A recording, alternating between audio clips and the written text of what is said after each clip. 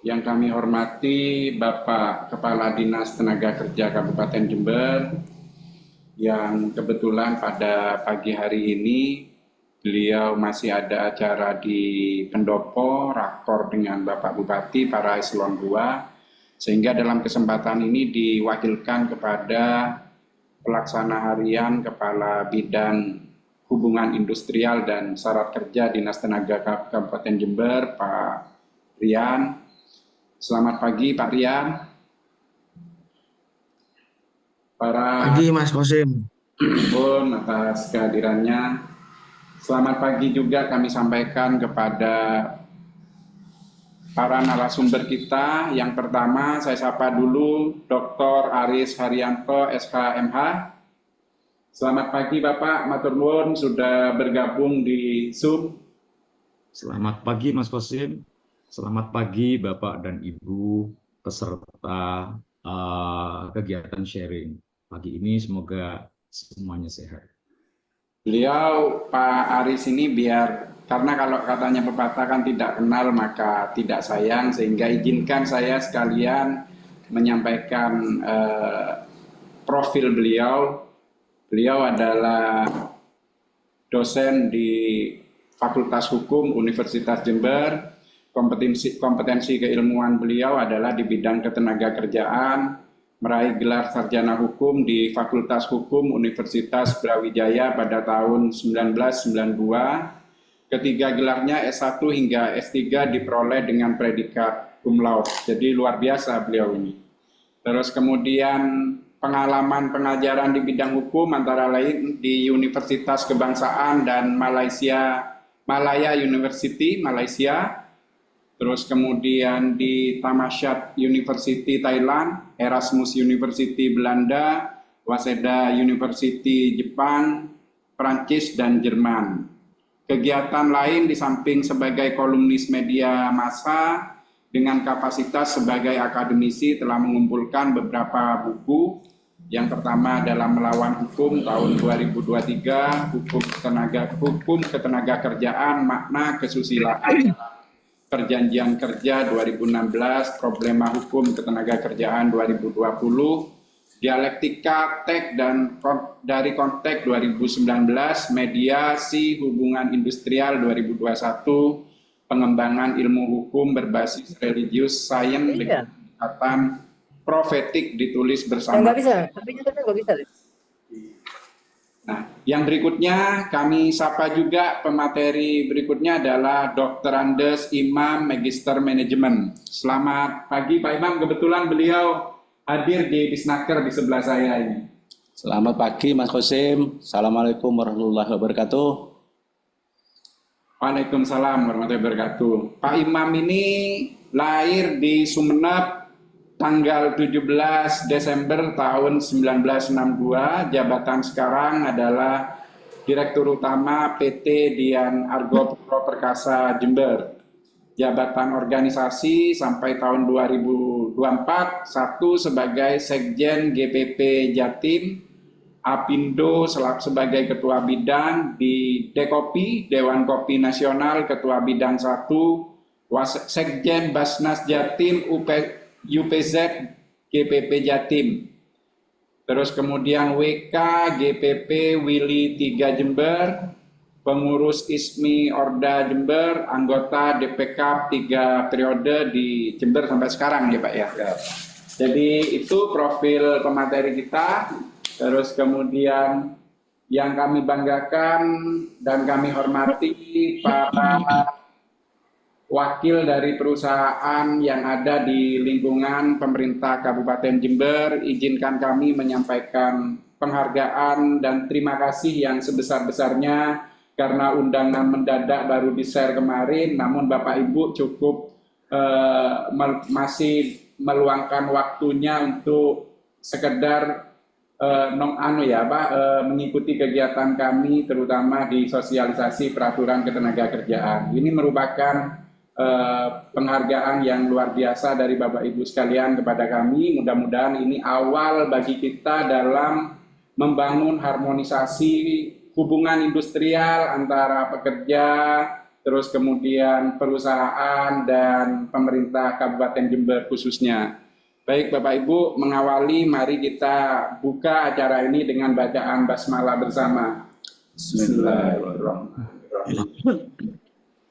Sebelum acara dimulai, mungkin Pak Rian mewakili Pak Kadisnaker untuk memberikan sepatah dua patah kata dulu. Kami persilahkan kepada Pak Rian. Bismillahirrahmanirrahim. Suaranya jelas, Mas Kosim? Jelas.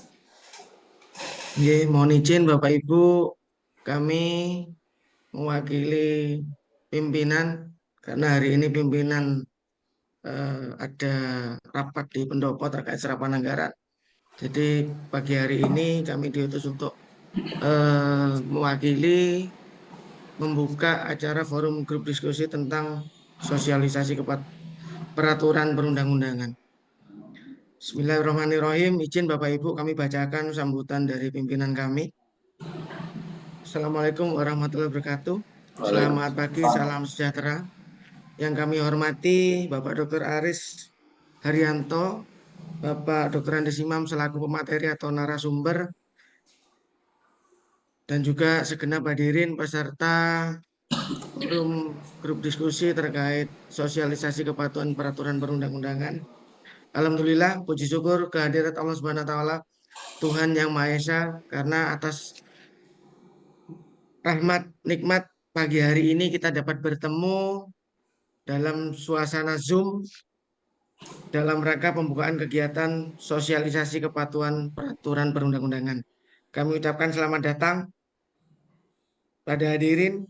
Semoga kehadiran semua dapat memberikan kontribusi yang positif, khususnya bagi Kabupaten Jember dan hubungan industrial yang harmonis pada umumnya. Hadirin undangan yang berbahagia, sebagaimana kita ketahui bersama bahwa hubungan industrial adalah suatu hubungan yang terbentuk antara pelaku dalam proses produksi barang dan jasa, terdiri atas unsur pengusaha, pekerja atau buruh, dan pemerintah yang berdasarkan nilai-nilai Pancasila dan Undang-Undang 1945. Dengan demikian terdapat 3 unsur dalam hubungan industrial, yaitu pengusaha atau perusahaan, pekerja dan buruh, serta pemerintah, di mana ketiga unsur tersebut masing-masing mempunyai tugas dan fungsi menciptakan kondisi hubungan industrial yang harmonis dan iklim dunia usaha yang kondusif.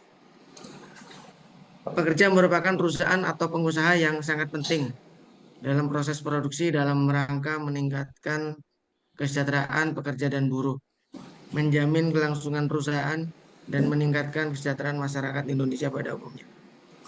Kehadiran serikat pekerja atau serikat buruh sebagai sarana untuk memperjuangkan kepentingan pekerja harusnya memiliki rasa tanggung jawab atas keberlangsungan perusahaan, begitu pula sebaliknya. Pengusaha juga harus memberikan perlakuan kepada pekerja sebagai mitra sesuai harkat dan martabat kemanusiaan. Sebagai organisasi yang terbentuk oleh dan untuk pekerja dan buruh, keberadaan serikat pekerja atau serikat buruh diharapkan dapat mewujudkan hak serikat buruh yang maksimal, utamanya memperjuangkan dan melindungi serta membela kepentingan dalam meningkatkan kesejahteraan pekerja dan keluarganya. Hadirin undangan yang berbahagia, setiap unsur dunia usaha mempunyai peran menciptakan pertumbuhan ekonomi yang stabil guna mendukung kelancaran produktivitas usaha. Untuk itu, pekerja, serikat buruh, dan perusahaan dituntut untuk menjalin serta membina kemitraan yang harmonis. Gejolak ketenagakerjaan harus kita hindarkan agar kinerja ekonomi di daerah terus tumbuh, Bapak Ibu. Dunia usaha yang berkembang, serta yang paling penting kesejahteraan buruh semakin meningkat. Apabila kondisi ini kita pelihara dengan baik, maka kita dapat bersama-sama membangun win-win solution. Hadirin undangan yang berbahagia, selanjutnya kami selaku instansi pemerintah daerah yang membidangi urusan ketenagakerjaan dengan segala keterbatasan yang dimiliki berupaya menyelenggarakan kegiatan ini semaksimal mungkin.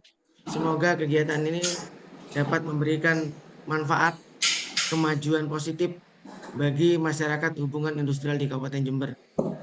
Demikian hal yang dapat kami sampaikan dalam kesempatan ini. Semoga Allah memberikan rahmat, hidayah, kekuatan kepada kita untuk membangun Kabupaten Jember yang kita cintai Amin. semakin baik, masyarakatnya sejahtera.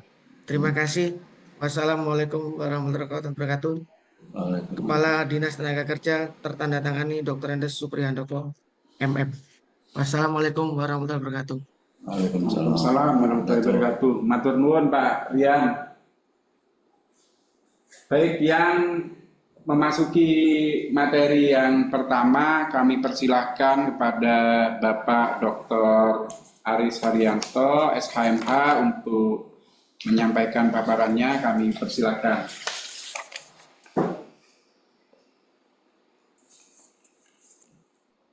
Baik, Mas Qasim, sebelum saya memulai share informasi ini, mohon dikasih info balik dong menyangkut suara saya, apa bisa diterima dengan baik, Mas Qasim? Alhamdulillah baik. Gambar saya pun juga bisa dilihat dengan baik juga ya, Mas Qasim? Sudah lebih muda 17 tahun, Prof. Baik. Ya. Assalamualaikum warahmatullahi wabarakatuh. Waalaikumsalam. Selamat pagi. Semoga limpahan berkah tercurah kepada kita semua. Amin. Amin. Mengedepan untuk saya sampaikan adalah ucapan terima kasih kepada keluarga besar Dinas Tenaga Kerja Kabupaten Jember, dalam hal ini Mas Rian sebagai representasi Kepala Disnaker, karena beliau sedang ada acara di tempat lain. Kemudian Mas Qasim sebagai kandidat yang menjalankan fungsi mediasi di Kabupaten Jember di Disnaker, dan sejawat saya Pak Imam dari Apindo. Alhamdulillah pagi ini kita bisa berinteraksi dengan baik. Yang tidak kalah penting saya sampaikan adalah rasa hormat saya kepada Bapak dan Ibu yang mewakili perusahaan masing-masing. Pagi ini adalah Jumat Barokah. Jumat Barokah itu tidak selalu berupa nasi bungkus untuk dibagi ke sesama, tapi share informasi pagi ini merupakan Jumat Barokah.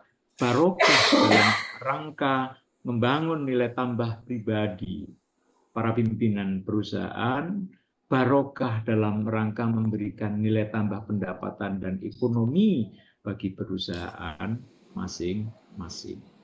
Bapak dan Ibu, pagi ini kita ciptakan dalam suasana santai saja.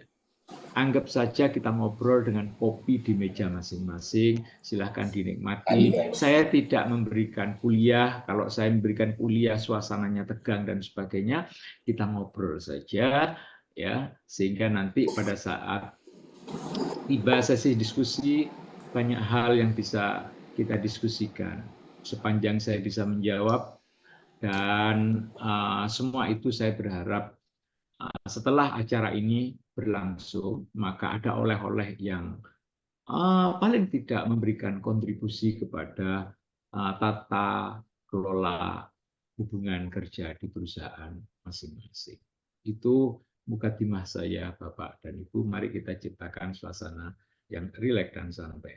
Nah, slide saya sudah menyiapkan slide. Satu lagi Mas Qasim, tolong dikasih info balik tentang slide saya, bisa terlihat ya Mas Qasim?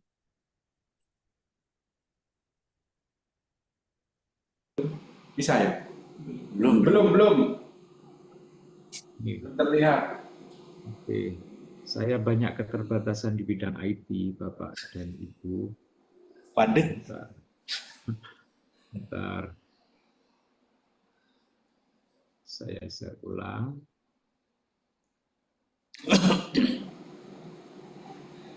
Nah, Kelihatan Mas Qasim? Ya, sampun Mas.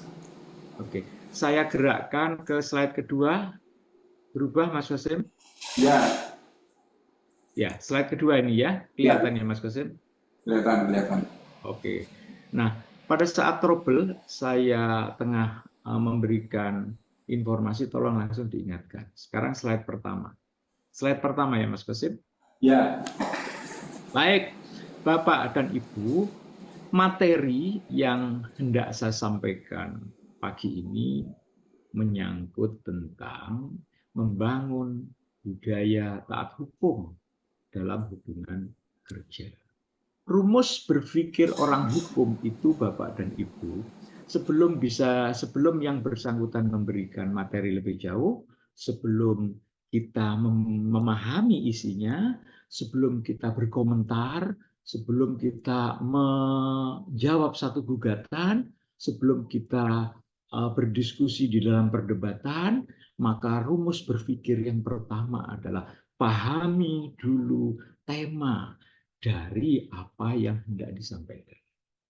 Sehingga Bapak dan Ibu tahu saya ajak kemana pagi ini untuk refreshing. Judul materi saya adalah membangun budaya taat hukum dalam hubungan kerja. Budaya, membangun. Membangun itu satu proses dari tidak ada menjadi ada. Dari satu yang kurang menjadi pas. Dari satu yang pas menjadi lebih. Itu makna dari membangun.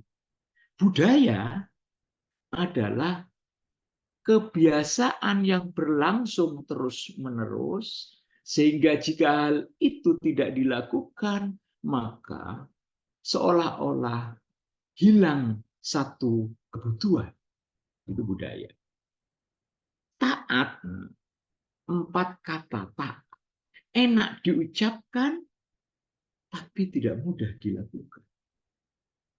Kemudian hukum adalah satu aturan tertulis yang dibuat oleh pembentuk peraturan perundang-undangan.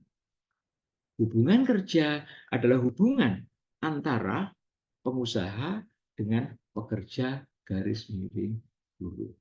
Nah, itu kalau saya preteli, Bapak dan Ibu, makna setiap kata di dalam judul dimaksud. Dengan kata lain, kalau judul materi yang saya sampaikan adalah membangun budaya taat hukum, berarti bagaimana kita berupaya membangun sebuah kebiasaan atau tradisi untuk mengimplementasikan peraturan perundang-undangan di bidang hukum ketenaga kerjaan dalam relasi hubungan kerja dengan harapan tercipta harmoni, dengan harapan tercipta saling memberi dan menerima yang pada gilirannya secara fungsional memberikan satu keuntungan yang luar biasa. Tidak saja bagi perusahaan, tidak saja bagi pengusaha, tapi juga bagi pekerja atau buruh. Itu gambaran singkat ya, hendak kemana Bapak dan Ibu saya ajak pagi ini. Nah, kenapa materi itu penting? Itu pertanyaan yang mendasar yang harus kita temukan jawabannya. Pak Aris mana? Oke, mesti serah.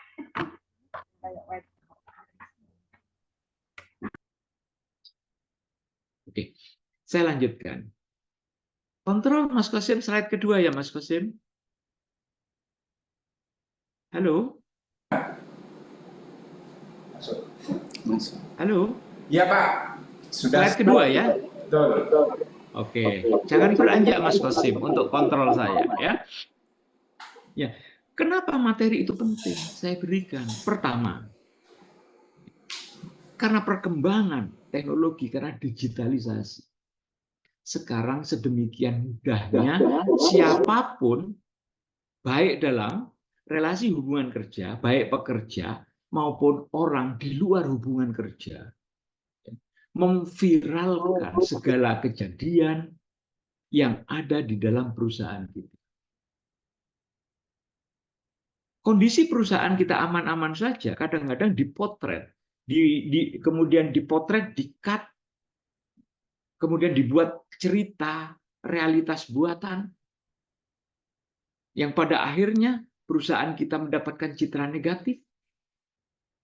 Itu tidak ada persoalan. Apalagi ada persoalan perselisihan.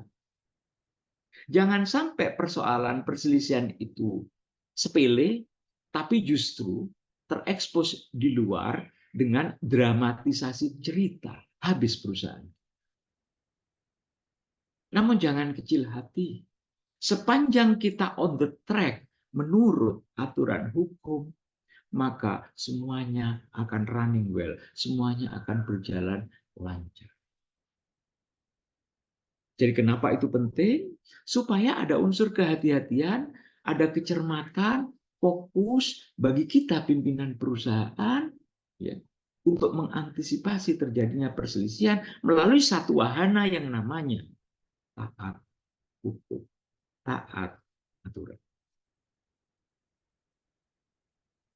Kemudian, kalau kita tidak taat hukum, sekarang atau besok, minggu depan atau minggu depannya lagi, perselisihan itu tidak bisa dihindari, Bapak dan Ibu.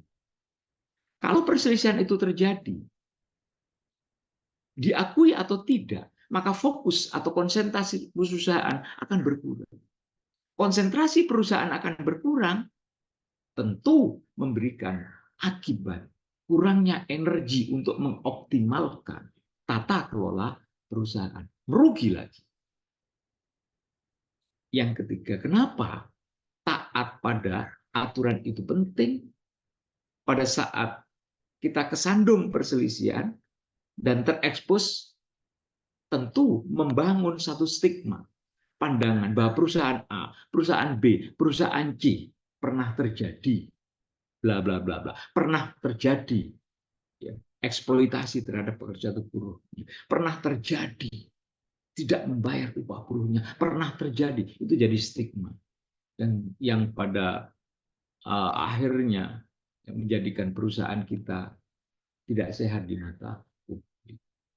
Salah satu fakta yang tidak bisa dipungkiri beberapa tahun lalu awal reformasi, PTPN 11 pabrik gula Jatiroto, kebetulan saya tinggal di sana masih waktu itu, ya, mogok kerja karena awal reformasi semua pada euforia merasa bebas selama 20 hari. Padahal kalau dihitung 1 menit mogok pabrik gula di Jatiroto waktu itu, omset yang hilang adalah 24 juta. 20 hari berapa menit. Hal semacam ini tidak juga potensial terjadi di perusahaan Bapak. Walaupun mungkin Bapak tidak mengukurnya secara eksak. Tapi paling tidak fokus atau konsentrasi kita berkurang.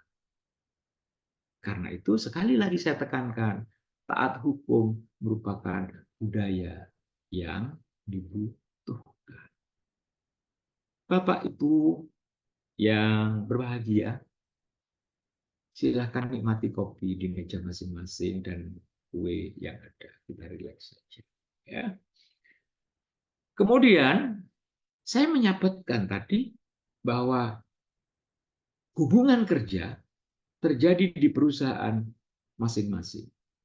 Apakah semua perusahaan pasti memiliki hubungan kerja? Tidak. Kalau perusahaan itu tidak terjadi hubungan kerja, yang terjadi hubungan apa Pak Aris? Perbudakan. Di mana itu terjadi? Tidak menutup kemungkinan. Ya. Perusahaan yang kita kendalikan terjadi hubungan perbudakan. Kenapa dikatakan perbudakan, Pak? Hubungan kerja di perusahaan kita masing-masing terjadi karena ada perjanjian kerja. Perjanjian kerja melahirkan hubungan kerja. Dengan perjanjian kerja melahirkan hak dan kewajiban masing-masing pihak. Apa? Kewajiban pekerja atau buruh, apa hak pekerja atau buruh, apa kewajiban pengusaha, apa hak pengusaha. Tertulis, berkepastian. Dengan adanya perjanjian kerja, maka tentu ada hubungan kerja. Kalau perusahaan Bapak dan Ibu belum ada perjanjian kerja, maka yang terjadi di dalam perusahaan itu adalah hubungan perbudakan. Semua tidak jelas, tidak berkepastian. Kita evaluasi perusahaan kita masing-masing, Bapak dan Ibu. Kalau perjanjian kerja itu sudah terjalin, tentu hak kewajiban masing-masing pihak menjadi konkret. Dan jangan lupa, perjanjian kerja adalah menjadi undang-undang bagi yang membuat. Sepanjang perjanjian kerja itu tidak bertentangan dengan undang-undang, tidak bertentangan dengan kesusilaan, tidak bertentangan dengan ketertiban umum. Ya. Namun kalau perjanjian kerja itu dibuat, di dalam pasalnya ada yang bertentangan dengan aturan, tentu perjanjian kerja itu batal demi hukum. Contoh perjanjian kerja yang batal demi hukum itu yang bagaimana? Misalnya, UMK Jember 2.600.000 sekian misalnya. Karena perusahaan tidak mampu membayar nominal sebesar itu, maka diakali oleh pengusaha. Ayo pekerja atau buruh bikin perjanjian kerja secara tertulis. Yang isinya pekerja atau buruh menerima upah di bawah UMK. Apakah itu sah, Pak Aris? Perjanjian kerja memang menjadi undang-undang bagi yang membuat. Tetapi jangan lupa saya menyebutkan tadi, isi perjanjian itu bertentangan dengan undang-undang. Mana undang-undangnya Pak Aris? Undang-undang 13 2003 tentang ketenagakerjaan. Pasal berapa? Pasal 90. Apa isinya Pak Aris? Buruh harus diberikan upah sesuai UMK. Anda membuat perjanjian di bawah UMK, batal demi hukum. Batal demi hukum itu sama halnya tidak dianggap tidak pernah terjadi perjanjian kerja. Di dalam hubungan kerja, memberikan tuntutan tidak hanya taat pada perjanjian kerja, tapi juga harus taat pada peraturan perundang-undangan. Saya sebut peraturan perundang-undangan, Bapak dan Ibu. Apakah beda antara undang-undang dengan peraturan perundang-undangan? Beda. Kalau peraturan perundang-undangan itu di dalamnya mulai undang-undang dasar, undang-undang, peraturan pemerintah, ya, keputusan menteri, peraturan menteri dan sebagainya. Kalau undang-undang ya undang-undang saja. Undang-undang 13 2003, undang-undang 2 tahun 2004, undang-undang 21 tahun 2000 dan sebagainya. Ya. Nah, ini konsekuensi hubungan kerja dan pentingnya perjanjian kerja sekaligus urgennya taat pada aturan. Di era kekinian, Bapak dan Ibu, pimpinan perusahaan itu tidak hanya cukup paham tentang hubungan kerja, tapi dituntut juga memiliki yang namanya keterampilan komunikasi. Punya banyak teman, bisa masuk ke perspektif pekerja atau buruh. Karena nanti ini disampaikan oleh Pak Imam, bahwa problema hubungan kerja itu tidak hanya bisa diselesaikan dengan mekanisme yuridis, tapi dengan satu pendekatan budaya nanti itu bisa tuntas. Nah, ini Pak Imam yang memahami sebagai testimoni pengalaman bertahun-tahun dia mengelola perusahaan. Saya lanjutkan. Jika kita tidak taat pada perjanjian kerja, jika kita tidak taat pada aturan, maka sanksi hukum menunggu. Nanti soal sanksi saya berikan sedemikian. Saya lanjutkan. Nah, di dalam undang-undang ketenagakerjaan atau peraturan perundang-undangan di bidang hukum ketenagakerjaan, sanksi yang potensial diberikan kepada pengusaha itu ada dua. Sanksi pidana berupa denda, kurungan, dan penjara, dan sanksi administrasi yang terwujud di dalam satu keputusan otoritatif berupa peringatan tertulis, pembatasan kegiatan usaha, pembekuan usaha, penghentian sementara, hingga pencabutan izin. Nah, sharing pagi ini sebenarnya ya, tidak saja untuk menanamkan pemahaman akan keberadaan sanksi, tapi juga ya, dengan pemahaman itu kita bisa mengantisipasi terjadinya pelanggaran atau perbuatan melawan hukum. Saya lanjutkan.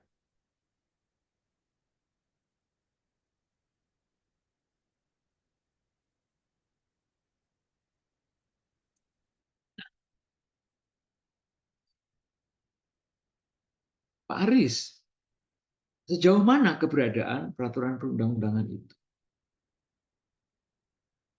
Kalau saya bicara secara akademis, peraturan perundang-undangan itu dibentuk oleh lembaga pembentuk peraturan perundang-undangan. Lembaga yang memiliki keputusan otoritatif. Saya katakan otoritatif, produknya adalah produk otoritatif. Suka tidak suka, salah atau benar, isi undang-undang itu ada kewajiban hukum untuk taat. Pak Haris, apakah semua produk hukum di bidang hukum ketenagakerjaan itu pasti benar? Tidak. Tidak semua produk Jakarta itu mesti benar. Faktanya, saya buka sekarang. Dalam Undang-Undang Nomor 2 Tahun 2004 tentang penyelesaian perselisihan hubungan industrial, pasal 1 menyebutkan perselisihan hubungan industrial adalah perselisihan antara pekerja atau buruh dengan pengusaha. Bla bla bla bla. Pekerja atau buruh dengan pengusaha. Namun pada saat kita masuk membaca pasal berikutnya, jenis-jenis perselisihan hubungan industrial, satu, perselisihan hak, perselisihan kepentingan, perselisihan antar perselisihan PHK, dan yang terakhir perselisihan antar serikat pekerja. Ini item yang terakhir yang saya sebutkan ini merupakan satu kesalahan menyusun undang-undang. Oh, disebutkan di awal perselisihan hubungan industrial, perselisihan antara pekerja buruh dengan pengusaha. Ngapain? Pada jenis-jenis perselisihan, justru perselisihan antara serikat pekerja. Kalau kita kaji ragam peraturan perundang-undangan apapun itu, termasuk di bidang ketenagakerjaan, banyak sebenarnya hal-hal yang sifatnya salah. Loh, kalau salah seperti itu apa ditaati? Yes. Karena keputusan atau produk perundang-undangan salah atau benar memiliki kekuatan imperatif, suka tidak suka harus ditaati. Itu kunci. Ya. Kemudian saya lanjutkan. Ada slide yang terselip. Nah, Pak Aris, kapan hukum ketenagakerjaan itu bisa ditegakkan sesuai dengan harapan Pak Aris? Pertanyaan itu selalu mengiang, dimanapun selalu ditanyakan. Tidak hanya hukum ketenagakerjaan, tapi hukum apapun. Bapak dan Ibu, kalau saya bicara penegakan hukum, ada 3 hal yang tidak boleh ditinggal. 1, isi undang-undang yang saya maksudkan, isinya, kemudian penegak dan pelaksana, dan yang ketiga budaya. Aturannya bagus, Pak Aris, tidak ada cacat sedikit pun, yes. Tapi jangan lupa, apakah penegak dan pelaksana hukumnya konsisten? Aturannya bagus, penegak atau pelaksana hukumnya tidak konsisten, tidak bisa dikatakan bahwa penegakan hukum kita sesuai dengan cita-cita yang diharapkan. Undang-undang ketenagakerjaannya bagus, Pak Aris. Undang-undang serikat pekerjanya itu demokratis terhadap serikat pekerja. Undang-undang penyelesaian perselisihannya itu konkret, bertahap, dan tidak merugikan pekerja. Tapi di kabupaten itu belum ada mediator. Di kabupaten itu disnakernya tidak care. Ya. Pengawasnya tidak berjalan maksimal. Hakim pengadilan hubungan industrial pada saat kita melakukan terjadi perselisihan, ya, membela yang memiliki cuan. Atau juga undang-undangnya bagus, tapi buruknya menggunakan ideologi pokoknya.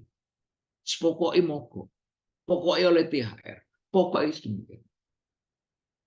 Aturan bagus, pelaksananya, penegaknya tidak bagus, polisi dilapori.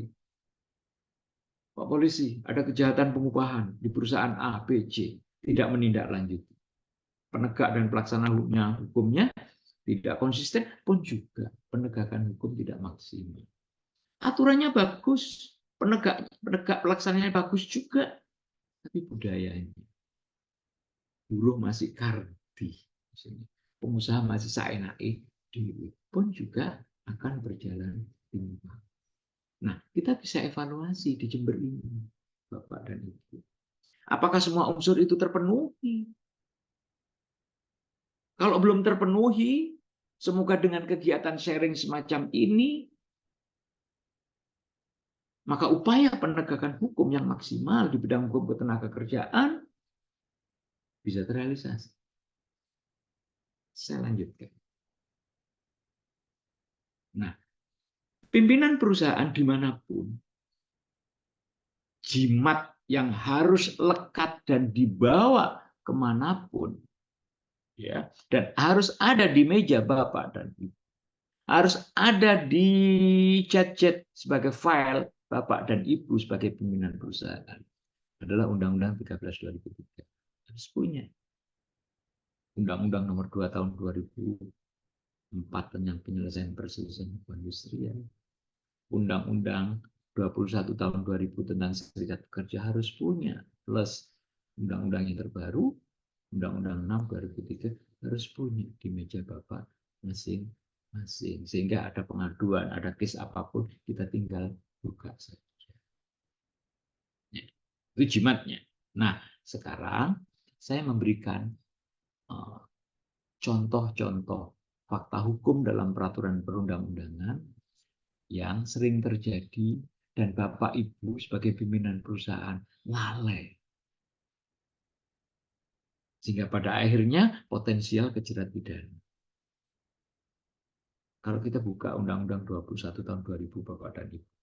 Saya menyampaikan ini nanti sebagai satu evaluasi. Dalam Undang-Undang 21 tahun 2000 tentang serikat pekerja disebutkan di sana, siapapun dilarang. Siapapun ini pengusaha, baik laki-laki maupun perempuan atau non-pengusaha, menghalang-halangi atau memaksa pekerja atau buruh untuk membentuk atau tidak membentuk.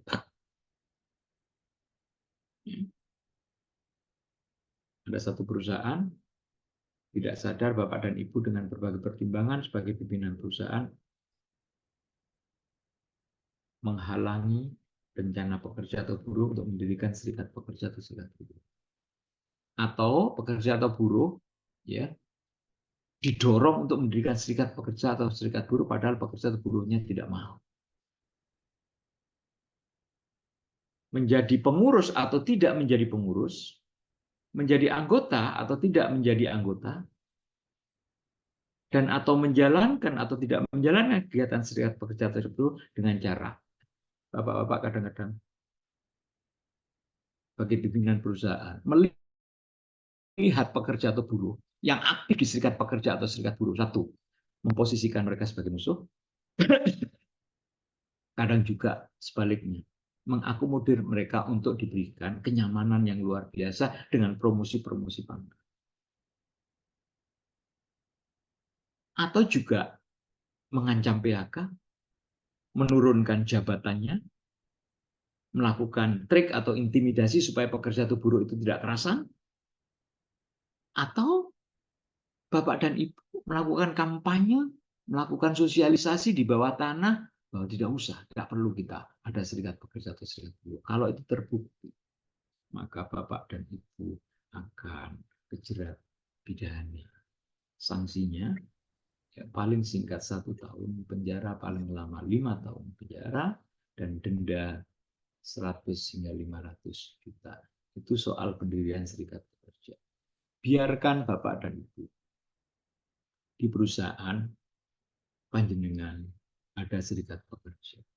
Kita fasilitasi karena itu hak konstitusional. Jangan memposisikan pekerja atau serikat pekerja dengan pengusaha sebagai aku dan engkau.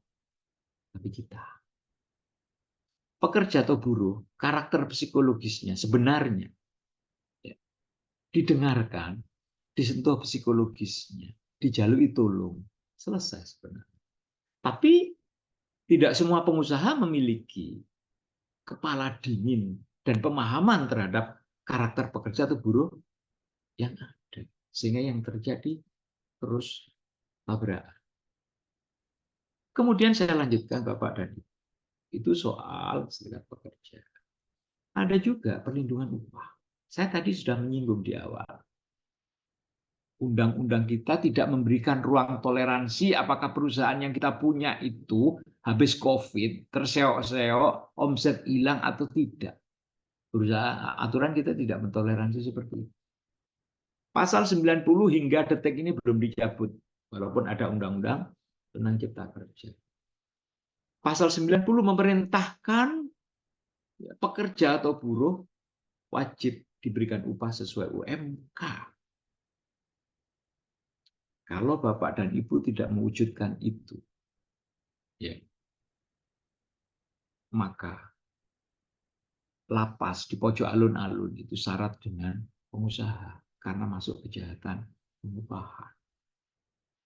Tapi mengapa itu kok tidak terjadi, Pak Aris? Ada banyak faktor. Pekerja atau buruhnya tidak paham aturannya, sehingga tidak ada pengaduan. Paham aturan, polisi dilapori ya, dengan berbagai cara supaya itu tidak terjadi. Polisi melakukan kebijakan-kebijakan persuasif sehingga itu clear dalam musyawarah di Polres, bisa saja. Pernah terjadi di perusahaan di Malang dan Surabaya. Ada bos, ada pengusaha karena memberikan upah ya, di bawah ketentuan UMK, dia kejerat tindak pidana pengupahan, dia menjalani sanksi pidana. Dan saya berharap hal ini tidak pernah dan tidak akan pernah terjadi di Kabupaten Jember. Dengan catatan ada satu proses komunikasi yang efektif, efisien, dan menyentuh hati antara pekerja atau buruh dengan pengusaha. Kejahatan pengupahan. Kemudian perlindungan hak mogok kerja. Karena mogok kerja itu jelas merugikan perusahaan. Merugikan buruh otomatis. Karena operasional perusahaan terhenti. Tapi jangan lupa, mogok kerja itu kadang-kadang pekerja atau buruh menggunakan ideologi pokok. Tidak berarti rawan pelanggaran hukum. Karena mogok kerja harus memenuhi kriteria sebagaimana ditentukan dalam peraturan perundang-undangan. Harus izin, berikan informasi konkret di mana, jumlahnya berapa. Kalau itu tidak dilakukan, mogok kerja tidak sah yang pada akhirnya terbukti dan terbuku mangkir. Nah, ini harus dipahami oleh Bapak dan Ibu. Jadi kalaupun ada mogok kerja boleh-boleh saja. Tapi problem pokok kerja itu dilakukan harus sesuai dengan ketentuan peraturan perundang-undangan. Jika tidak, Bapak punya otoritas. Kemudian, perlindungan hak pekerja kembali. Oke, ini bisa dibaca. Nanti tidak semua saya terangkan. Mas Kosim nanti mohon dibagi ke teman-teman peserta undangan di dalam forum ini ya, beberapa informasi menyangkut slide dan peraturan perundang-undangan bisa di-share melalui HP masing-masing. Nah, kemudian ini yang tidak kalah penting, sepele tapi sebenarnya nyerimpet kalau kita tidak menjalankan. Sanksi pidana, ini sanksi pidana masih sanksi pidana tapi sanksinya beda antara 10 sampai 100 juta. Jika pengusaha yang memiliki sekurang-kurangnya minimal, jika perusahaan Bapak dan Ibu minimal ada 10 pekerja atau buruh, harus memiliki peraturan perusahaan. Kemudian masuk kategori sanksi pidana manakala peraturan perusahaan tidak diperbaharui setelah jangka waktu 2 tahun. Sepanjang pekerja atau buruhnya tidak kritis, tidak masalah, Pak. Kalau pekerja atau buruhnya itu paham hukum, maka perusahaan itu tidak akan fokus untuk menjalankan operasionalnya. Pengusaha tidak memberikan atau menjelaskan isi serta tidak memberikan naskah peraturan perusahaan dan perubahan. Kadang-kadang dengan berbagai pertimbangan ada peraturan perusahaan itu didesak oleh pengusaha, tidak diberikan, itu juga kena sanksi. Kemudian setelah itu, nah ada lagi sanksi administrasi, itu bukan sanksi pidana. Coba evaluasi Bapak dan Ibu. Apakah perusahaan Bapak dan Ibu sudah terbentuk bipartit? Bipartit itu satu apa ya istilahnya, lembaga interaktif antara pekerja atau buruh dengan pengusaha. Duduk bersama yang setiap saat, ya setiap minggu, setiap 2 minggu, setiap bulan, berembuk untuk menginventarisir problem-problem apa yang ada dalam perusahaan, bagaimana solusinya sehingga bersifat antisipatif. Bagaimana membentuknya? Ya, nanti Disnaker bisa memberikan informasi mekanisme. Kemudian pengusaha tidak mencetak atau membagikan naskah perjanjian kerja. Ada perjanjian kerja tapi pekerja atau buruh tidak diberikan. Bapak dan Ibu kena sanksi administrasi sebagai pengusaha. Nah, sekarang saya bicara solusi ini yang terakhir. Yang solusi. 1, saya tadi menyampaikan tidak semua perselisihan bisa diselesaikan dengan jalan hukum. Hukum itu penyelesaian melalui jalur hukum. Endingnya melahirkan kalah dan menang. Disharmoni, mufarroqah. Ya. Tapi gunakan pendekatan kultural. Ini ranahnya Pak Imam sebentar lagi. Dia memberikan materi. Kemudian, ya, kalau misalnya perusahaan itu cukup finansial, ya, lebih baik manakala memiliki advokat tertanam. Advokat tertanam itu ahli hukum yang setiap saat membantu perusahaan tidak saja di pengadilan, tapi juga pemahaman terhadap aturan-aturan di bidang hukum tenaga kerjaan agar perusahaan tidak salah langkah. Kemudian sosialisasi peraturan, ya seperti ini kan juga semacam sosialisasi. Pak Aris, saya punya banyak keterbatasan, ada aturan baru Pak Aris, ada kebijakan baru di perusahaan. Apakah Pak Aris bisa membantu melakukan sosialisasi? It's okay, boleh, bisa. Ya, sepanjang saya longgar waktu, sepanjang ya ada cukup energi untuk itu, nah, kapanpun kita bisa berinteraksi. Artinya kita berinteraksi tidak saja di dalam forum Zoom ini. Satu ketika panjenengan butuh, misalnya, Pak Aris saya butuh rembukan supaya saya tidak salah melangkah. Apa bisa saya diskusi dengan Pak Aris? Yang boleh. Bisa di rumah saya, nyantai, atau di kemudian konstruksi hukum. Nah, ini tuh konstruksi hukum ini tugasnya akademisi. Jadi menghadapi ribetnya aturan, aturannya kok begini Pak Aris, ini proyeksi perusahaan kok begini. Pak Aris, perusahaanku itu tidak kuat bayar UMK. Ya apa cara nih bisa bayar UMK tapi tidak melanggar hukum? Itu konstruksi hukum, itu tugas-tugas akademisi. Itu yang saya buat. Bapak dan Ibu, saya kira sudah cukup bagi saya untuk menyampaikan informasi.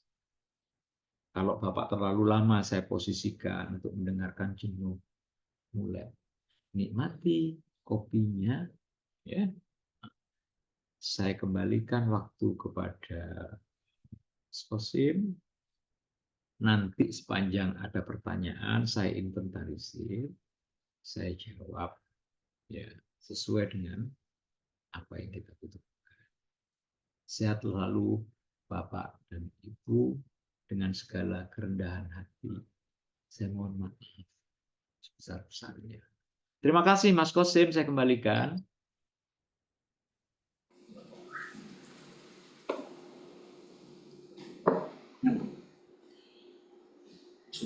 Baik, terima kasih Prof. Aris. Materinya sangat terang benderang kalau katanya Philip. Jadi sudah sangat jelas dan clear Mudah-mudahan ini bisa memberikan impact yang luar biasa buat semua yang hadir. Nah, berikutnya mungkin sebelum sesi tanya jawab, saya persilahkan ke narasumber berikutnya, kepada Pak Dr. Andes Imam MM untuk menyampaikan paparan terkait dengan mungkin nanti diperkaya bagaimana pengalamannya juga mengelola hubungan yang harmonis antara perusahaan dengan pekerja. Monggo Pak.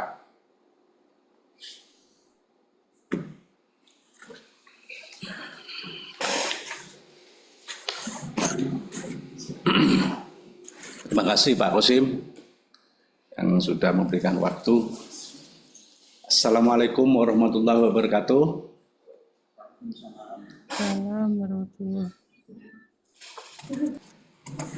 Selamat pagi, salam sejahtera untuk kita semua. Yang saya hormati dalam kesempatan ini Bapak Kadis Tenaga Kerja Kabupaten Jember dan Pak Aris selaku narasumber yang cukup komprehensif, cukup dicerna, sangat dipahami, saya kira oleh semua peserta Zoom meeting ini, dan juga kepada para pimpinan, para manajer, HRD yang ikut pada pagi hari ini, saya juga mengucapkan banyak terima kasih. Dan alhamdulillah kita masih diberi sehat walafiat.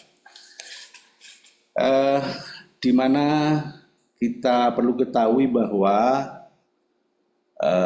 peraturan-peraturan yang ada di Indonesia ini sekarang tumpang tindih. Satu belum selesai dikerjakan, keluar lagi aturan-aturan. Seperti itu.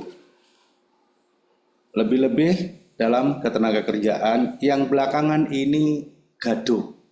Ya, dengan adanya Ciptaker yang hadir di Indonesia ini juga sempat membuat gaduh, terutama para pekerja. Oleh karena itu, saya mencoba mendekatkan supaya tidak terlalu tegang dalam menjalankan perusahaan, terutama pada teman-teman pengusaha ini, bagaimana cara supaya menjalankan perusahaan aman, nyaman, dan bisa bermanfaat bagi banyak orang, terutama di dalam menjalankan produksi, sehingga bisa diterima oleh para karyawan, apa yang diberikan oleh perusahaan karyawan juga bermanfaat, semuanya ini karena ada kekompakan. Oleh karena itu saya mencoba pagi ini yaitu bertema solusi problema hubungan kerja. Dimana kalau kita bicara hukum itu sudah selesai. Hukum itu harus dijalankan. Kalau tidak fatal apa yang dijalankan, yang ada ketetapan hukumnya dan undang-undang yang ada. Bapak Ibu sekalian, kita lihat dulu seperti apa perusahaan yang kita kelola, terus bagaimana karakter daripada pekerja, terus apa yang harus kita lakukan. Ini perlu dipahami dulu Bapak Ibu. Di Kabupaten Jember ini 50% itu Jawa kalau saya analisa sekian tahun, terus 50%-nya ada suku Maduranya. Oleh karena itu, kami dari Apindo mencoba mencairkan suasananya yang tegang. Apa yang dikatakan Pak Aris tadi itu memang kalau bicara hukum itu sudah tidak bisa apa-apa kita sebagai pengusaha ini, kecuali harus tunduk patuh dan taat kepada aturan yang ada. Kita hidup di negara Indonesia ini, kita hidup dan berusaha di negara kita ini memang harus tunduk patuh kepada setiap aturan yang diberikan oleh pemerintah atau negara. Kita harus sami'na wa ta'na kepada pimpinan, itu harus. Oleh karena itu, kalau itu ditelurkan kepada pekerja kita, maka insya Allah perusahaan yang Bapak Ibu kelola itu akan harmonis, bahkan dari setiap kekurangan yang diberikan kepada karyawan, maka karyawan itu akan menerima. Akan menerima. Nah, saya coba bagaimana sih Kabupaten Jember ini kalau dibandingkan dengan kota-kota barat, terutama di daerah Jawa Timur ke barat, itu lebih lentur, Pak. Lebih lentur. Tapi kalau kita bandingkan dengan daerah Tapal Kuda, terutama di daerah Surabaya itu setiap kali ada aturan baru, ada undang-undang baru yang sifatnya mendiskriminasi terhadap pekerja, itu rame, bahkan turun ke lapangan memberikan suatu pendapat yang sifatnya anarkis terjadi. Seperti itu. Karena apa seperti itu? Karena karakter daripada karyawan atau masyarakat di lingkungan perusahaan itu bermacam-macam. Bermacam-macam. Oleh karena itu di Kabupaten Jember ini kita harus mendekatkan diri kepada semua pihak yang bisa membantu di dalam menyelesaikan permasalahan ini. Nah, saya kembali lagi ke karakter yang ada di Kota Jember ini, Bapak, di Kabupaten Jember. Di sisi utara, barat sampai timur itu mayoritas orang suku Madura, bukan orang Madura, suku Madura. Di mana karakter suku Madura itu ketaatan, pemahaman, terus terhadap apa yang dikatakan tokoh itu sangat paham dan sangat realistis sekali tindakan-tindakan pekerjaannya itu. Kalau di Jember bisa ditekan istilahnya apa? Pendalungan ya Pak ya? Pendalungan. Nah, ini semua Bapak, temperamen atau karakter daripada pekerja buruh yang ada di perusahaan di lingkungan di lingkungan Kabupaten Jember ini temperamennya sangat tinggi sekali, sehingga kalau ada hal yang sekiranya menyinggung baik pribadi maupun kelompoknya itu akan menjadi satu kegusaran, menjadi satu kegaduhan. Nah, sementara kita harus menjalankan aturan dan memberikan satu tatanan yang sesuai dengan perundang-undangan. Nah, namun demikian karakter-karakter yang seperti ini mempunyai ketaatan hukum, mempunyai ketaatan kepada tokoh, terutama kepada tokoh spiritual terhadap apa yang dikatakan oleh para tokoh itu, maka karakter-karakter kelompok-kelompok ini itu mempunyai ketaatan. Sehingga inilah satu kekuatan kepada perusahaan untuk menyelesaikan suatu persoalan yang ada di perusahaan ini, tidak terlalu memaksakan untuk kehendak daripada perusahaan. Melalui tokoh-tokoh itu tadi bisa kita pakai Bapak, bisa kita pakai. Nah, kenapa saya katakan demikian? Karena karakter-karakter seperti ini itu memang kita memerlukan pihak-pihak yang bisa membantu, yang bisa memberikan solusi kepada para pekerja, andai kata itu ada perselisihan di pekerja itu sendiri.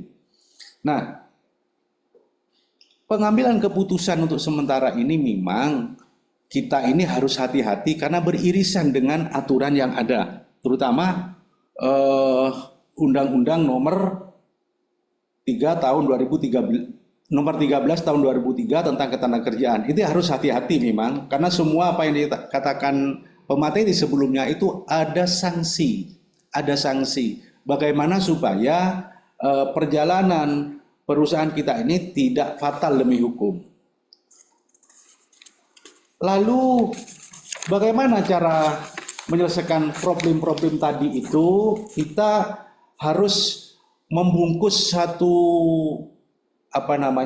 bentuk yang sifatnya di situ kita harus tidak boleh berdiri sendiri. Artinya pekerja dengan perusahaan itu jadi satu. Karena filosofinya perusahaan itu adalah bahwa menjalankan suatu perusahaan yang dikehendaki itu tidak terlepas dari salah satu aset, yaitu SDM. SDM yang penting itu adalah dalam hal ini yaitu pekerja atau buruh, di mana harga daripada pekerja itu juga terukur daripada kinerja mereka. Oleh karena itu, konsepnya itu adalah kita. Jadi setiap kali menyelesaikan perselisihan itu, kita harus mempunyai konsep, yaitu kita. Bukan saya, bukan Anda, tapi kita, Bapak. Karena itu tadi saya katakan bahwa perusahaan itu terjadi karena ada pekerja, karena ada pengusaha, karena ada bahan-bahan yang lain, komponen-komponen yang menjadi satu dalam perusahaan. Sehingga kita tidak bisa bicara sendiri-sendiri, tidak bisa menangnya sendiri, katanya Pak Aris tadi. Kita harus mempunyai konsep, yaitu kita dalam hubungan pekerjaan. Bagaimana konsep ini bisa diterapkan kepada para pekerja atau kepada kita sendiri sebagai pengusaha ini, itu adalah konsep yang paling jitu. Karena betapapun undang-undang diterapkan di perusahaan ini, kalau kita semua ini tidak memahami, kalau kita ini tidak mau undang-undang itu, maka akan tidak berjalan, tapi akan merugikan semua pihak. Oleh karena itu, kita ini memaksakan aturan ini berjalan, tapi dengan legowo. Artinya pengusaha juga legowo, pekerja juga ia memahami apa yang diberikan oleh pengusaha itu diterima dengan ikhlas, dengan baik, senyampang tidak merugikan pekerja itu tadi. Nah, Bapak Ibu sekalian, nah pengusaha ini khususnya di Kabupaten Jember ini adalah satu bentuk yang mempunyai sosial yang tinggi.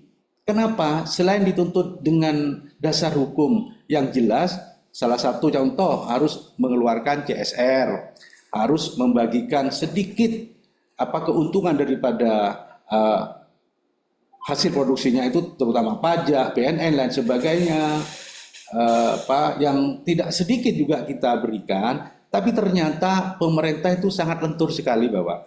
Undang-undang memberikan kita bagaimana kita meningkatkan SDM yang ada itu dengan biaya kelebihan dari pajak kita. Itu di situ kita bisa baca aturannya ada. Nah, konsep kita ini kita harus memang mengajak semua stakeholder. Satu contoh, atau di satu perusahaan yang hidup di pinggiran. Taruhlah itu di daerah Kecamatan Tanggul, satu contoh, yang notabene karyawannya sangat temperamen. Nah, di situ juga ternyata di perusahaan lingkungan itu ada kiai, satu contoh. Bahkan formalnya, struktur formal ada muspika, ada camat, ada polsek, ada koramil. Itu bisa diminta informasi, juga bisa dimintai pendapat ketika perusahaan ada perselisihan yang sekiranya mau membesar, kita bisa redam melalui kelompok-kelompok atau stakeholder yang ada di kita. Dan Madura khususnya, kalau yang namanya kiai, Bapak Ibu sekalian, itu segala-galanya, Pak. Artinya sami'na wa ata'na itu kepada kiai itu sudah kewajiban bagi karakter-karakter yang seperti ini. Itu Bapak. Lalu selanjutnya Bapak. Ya toh. Nah, karakter-karakter yang seperti itu bagaimana untuk menyatukan suatu pemikiran supaya perusahaan itu terdorong bisa tidak terlalu menyalahi pada aturan-aturan itu. Kenapa? Seperti itu.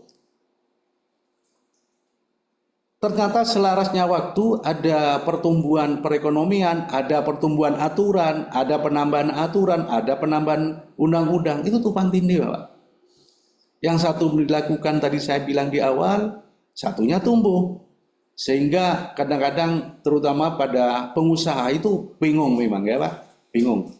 Sempat kita tolak Ciptaker kemarin itu karena dianalisa dan diteliti oleh para pekerja itu merugikan pekerja seperti itu. Padahal ini semua adalah hasil daripada analisa atau penelitian secara komprehensif oleh hak yang berwajib, yaitu Dewan DPR RI itu juga ditetapkan, sehingga bukan semata-mata produk dari orang Jember. Tuh, ya perlu yang kita pahami, Bapak Ibu sekalian. Lah, saya memberikan satu sedikit seperti ini karena pengalaman-pengalaman yang sudah saya lakukan. Coba saya ceritakan sedikit yang paling sangat mungkin ngeres dada ya Pak ya. Dulu tahun 2023 saya pernah dihukum tentang tindakan saya memutus hubungan kerja. Ini saya cerita, dan di mana-mana saya ceritakan, baik itu pertemuan nasional ataupun regional, saya ceritakan karena supaya apa, ini pengalaman kepada inspirasi kepada para pengusaha. Saya itu menangkap maling di salah satu perusahaan saya. Lalu maling itu saya laporkan ke polisi. Tapi dengan polisi tidak ditangani dengan baik. Apa yang dikatakan Pak Aris tadi itu jelas terjadi, bahwa pihak pelaku atau pemberi kebijakan atau yang memberi aturan itu juga belum siap melaksanakan aturan itu. Sehingga saya pendek cerita, sampai saya disidangkan di kantor pengadilan, ya karena saya tidak menjalankan amanah, atau setelah ada persidangan HI itu saya tidak menjalankan. Kenapa tidak menjalankan? Saya prinsip satu, kalau saya menjalankan, mudorot dan manfaatnya itu akan banyak mudorotnya. Contoh ini, saya supir bis. Begitu di depan ada yang nyebrang tanpa tolak-tolak, sudah dekat, saya tabrak saja Bapak Ibu sekalian. Nah, apa nanti konsekuensi saya dengan hukum itu apa gitu? Saya tabrak, daripada saya ngerem lalu saya kecelakaan, penumpang saya banyak di belakang saya. Itu. Jadi mudarat manfaatnya lebih banyak mudaratnya kalau saya ngerem. Akhirnya perusahaan saya hancur kan, begitu kan?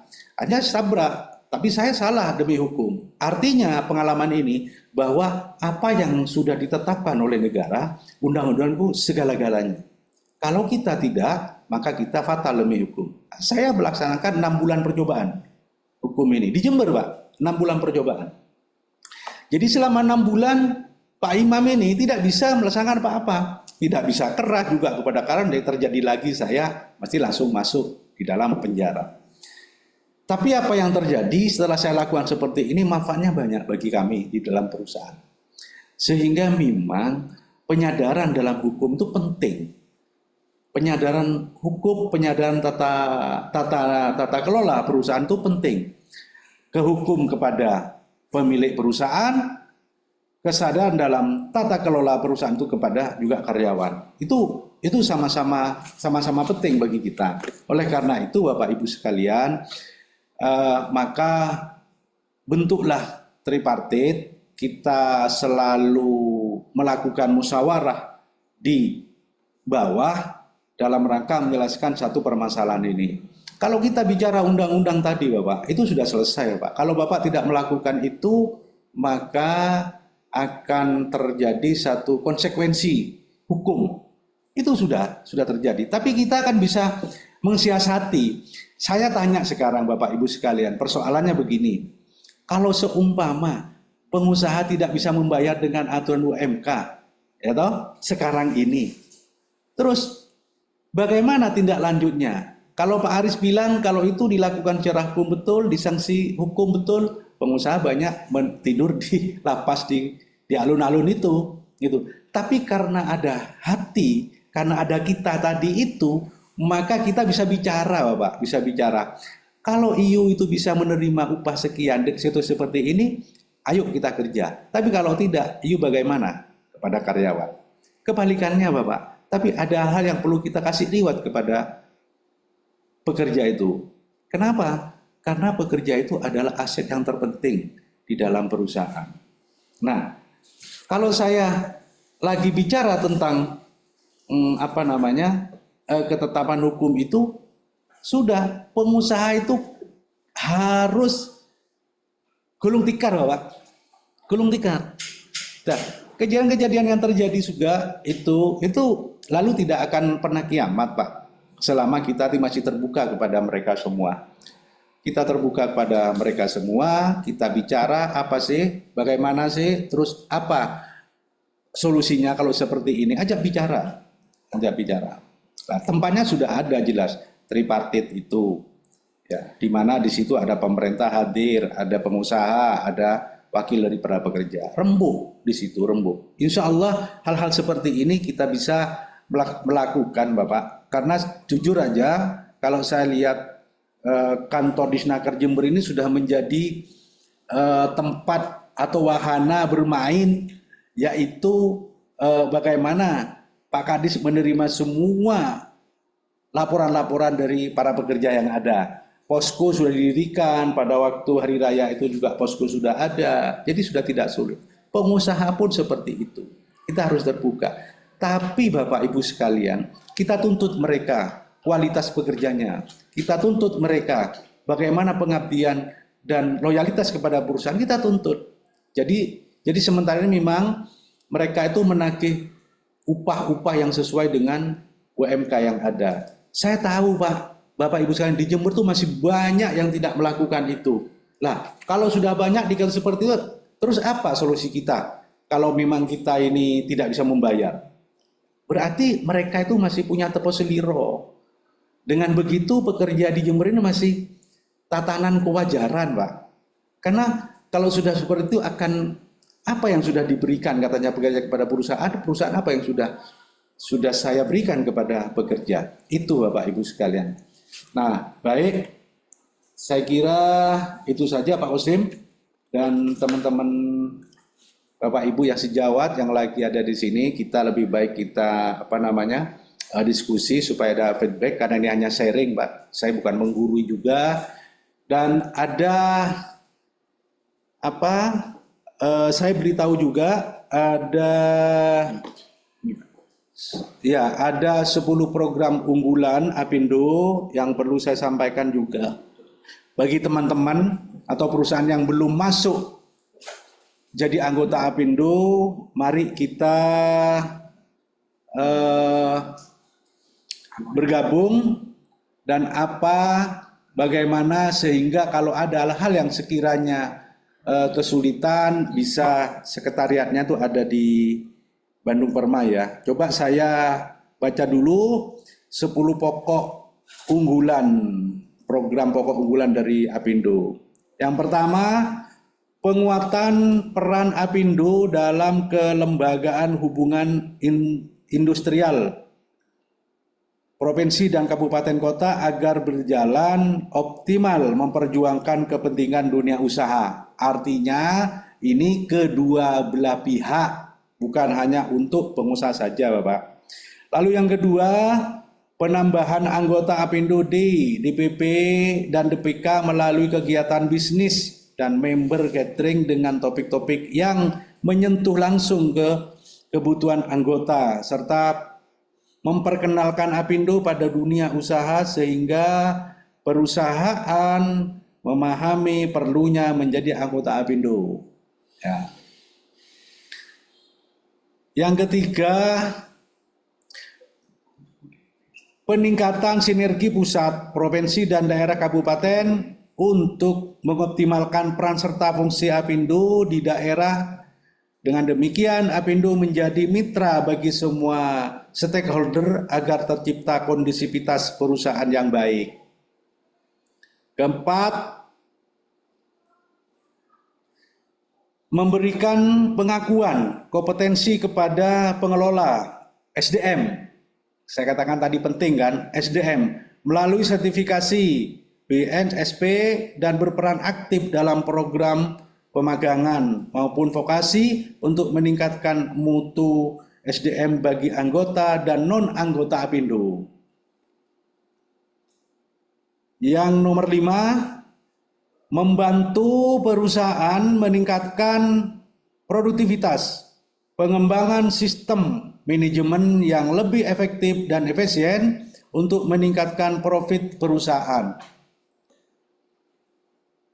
Keenam, menjadi partner diskusi bagi anggota dan non-anggota atas masalah perusahaan, khususnya masalah ketenagakerjaan, perizinan, hubungan industrial, perlindungan hukum, pendampingan, serta mencari solusi yang baik bagi semua pihak atas masalah yang dihadapi oleh perusahaan itu sendiri.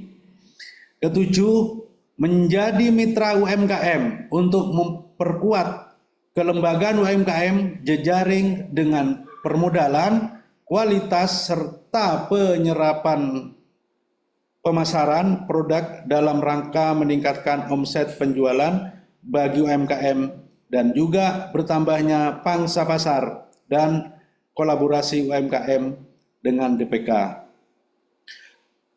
Kedelapan, membentuk komunitas UMKM, wanita atau wirausahawan wanita di Jawa Timur atau di Kota Jember memperdayakan dengan optimal serta melakukan perbaikan skill nakerwan di Jawa Timur, khususnya di Kabupaten Jember.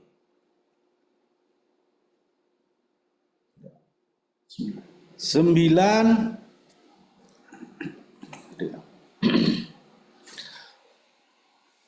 mapping perusahaan di Jawa Timur, baik anggota dan non-anggota, agar dapat disegmentasikan sesuai bidangnya sehingga mempermudah anggota untuk mengetahui dan bekerja sama dalam pengembangan usaha. Ke-10, melakukan kunjungan bisnis matching, pertemuan serta Zoom meeting dengan konsulat atau dubes KJRI untuk mencari peluang bisnis bagi pengusaha Jawa Timur serta mempererat hubungan dengan luar negeri. Jadi itu 10 pokok unggulan daripada Apindo. Maka oleh karena itu saya mohon kepada yang hadir pada Zoom meeting pagi hari ini, kalau ada hal yang sekiranya sulit, baik perizinan maupun lain sebagainya tentang kendala di perusahaan, bisa konsultasi kepada pengurus Apindo yang ada sekretariatnya di Bandung Permai. Kebetulan kemarin itu baru dilantik pengurus baru. Jadi kalau ditanya apa sih Pak fungsi daripada Apindo ini? Apindo ini adalah menyeimbangkan. Karena Apindo ini berdiri tahun 1957. Cukup tua Bapak. Memang dasarnya dilahirkan di perkebunan dulu Apindo ini. Itu sejarahnya. Jadi itu aja saya kira sharing saya, semoga menjadi pemahaman. Lebih baik kita banyak berdiskusi apa yang terjadi di perusahaan Bapak Ibu sekalian yang sekarang ada, sehingga kita bisa pecahkan bersama. Di sini juga ada pemerintah, ada Kadisnaker, kita bisa bisa bercerita seperti apa solusinya. Sekali itu terima kasih Pak Aris, terima kasih Pak Aris. Siap, sama-sama Pak Imam. Assalamualaikum warahmatullahi wabarakatuh. Waalaikumsalam. Waalaikumsalam warahmatullahi wabarakatuh.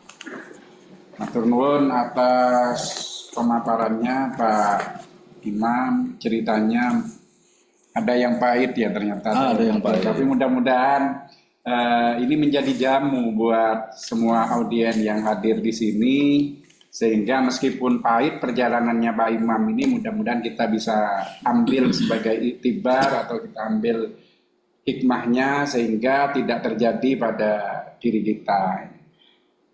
Terima kasih Pak Kadis, selamat pagi. Alhamdulillah dari tadi kita monitor jenengan bergabung di pendopo dan nampak mengikuti secara cermat kegiatan pada pagi hari ini. Ya, betul Mas Kosim, terima kasih.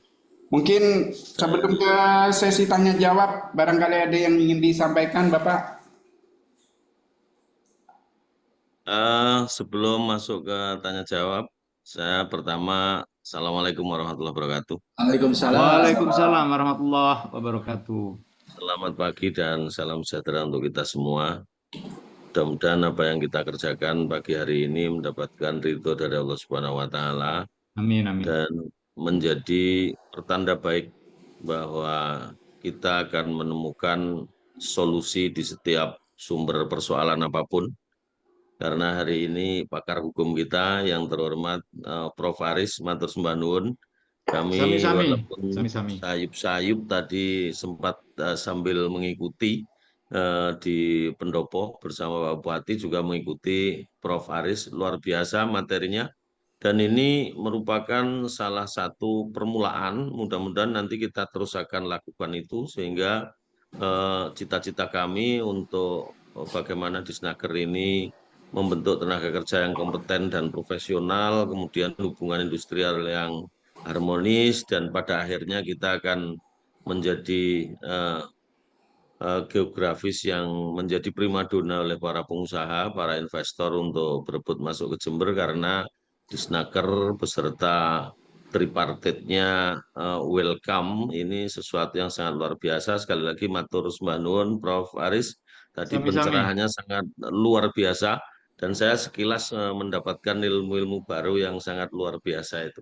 Mudah-mudahan bermanfaat. Begitu pula dari Amin, amin. Apindo, eh, dari Apindo, saya mengapresiasi pada Pak Imam. Ternyata beliaunya ini komitmen, sangat komitmen dengan Dinas Tenaga Kerja.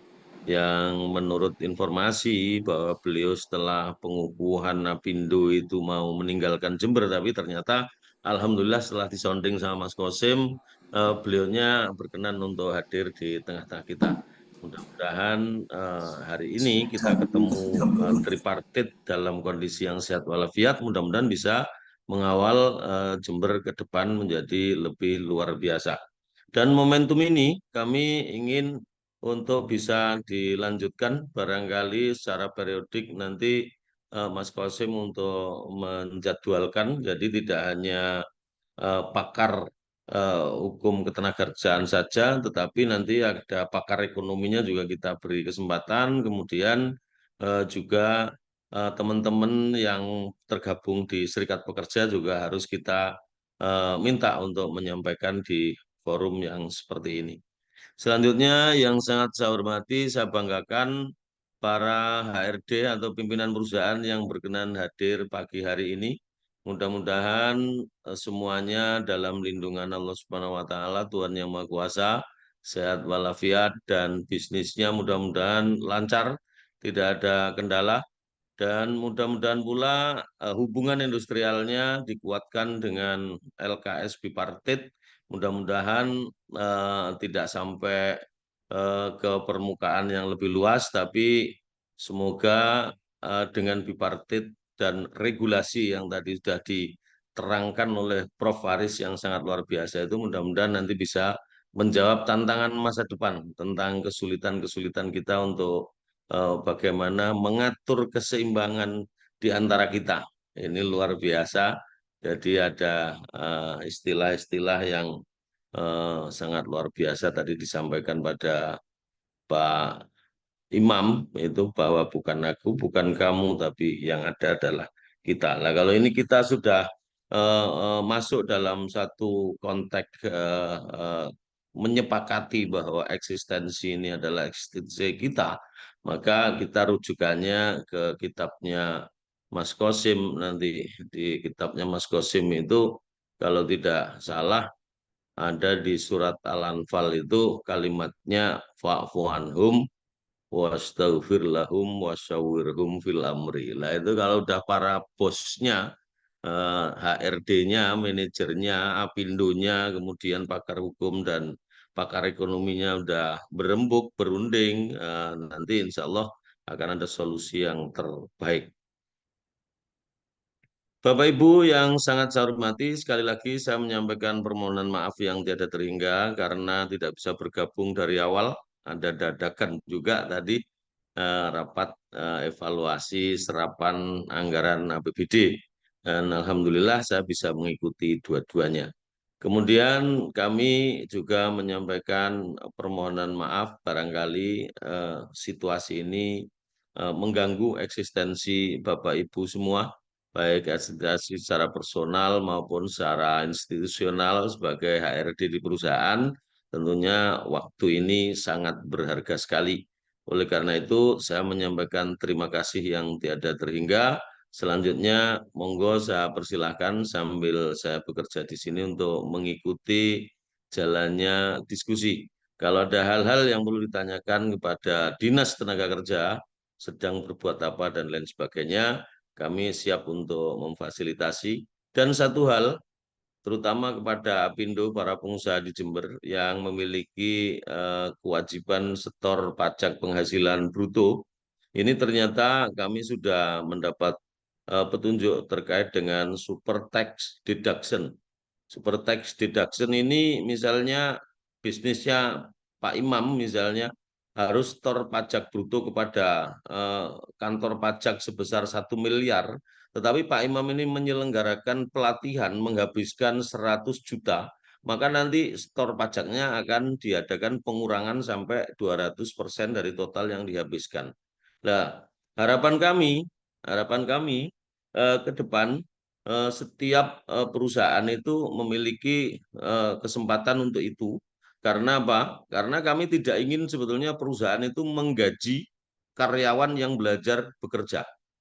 Dengan menggunakan super tax deduction ini, harapan kami setiap perusahaan di Jember menggaji orang-orang yang sudah kompeten dan profesional di bidangnya karena kita fasilitasi dengan super tax deduction itu. Nah, nanti akan ada pembahasan khusus terkait dengan ini. Mudah-mudahan kita semua dalam ridho Allah Subhanahu wa taala semuanya lancar, sehat walafiat dan bisnisnya sukses bagi para pengusaha. Sekali lagi terima kasih Prof Haris, terima kasih Pak Imam dan terima kasih semuanya.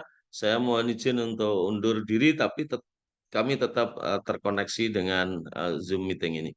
Kurang lebihnya mohon Siap. maaf. Wassalamualaikum warahmatullahi wabarakatuh. Waalaikumsalam warahmatullahi.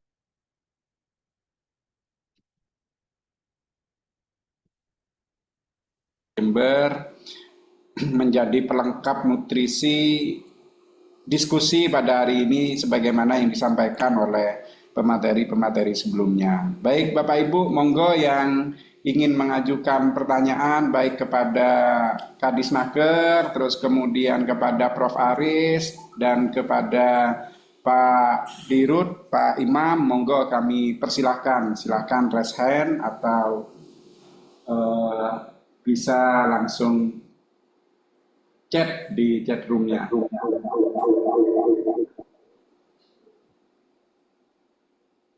Monggo. PT Baik, Asti ya, monggo. ya. Terima kasih. Ini suara saya ada ehonya ya, Pak? Ya, bentar. Oke.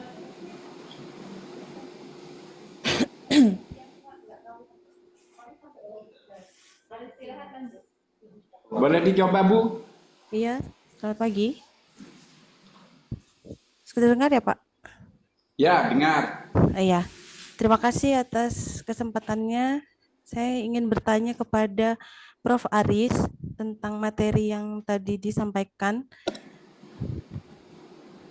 Ini judulnya tadi kan membangun taat hukum dalam hubungan kerja. Apabila ada ketidaktaatan hukum, itu kan ada sanksinya ya Pak. Terus tadi di slide terakhir yang bagian solusi, saya ingin minta penjelasan mendalam di poin nomor 1 yang pendekatan kultural dan juga yang poin 2 advokat tertanam. Karena tadi di bagian advokat tertanam itu saya mendengar ada kata-kata finansial seperti itu Pak. Ya, itu saja Pak pertanyaan saya. Terima kasih.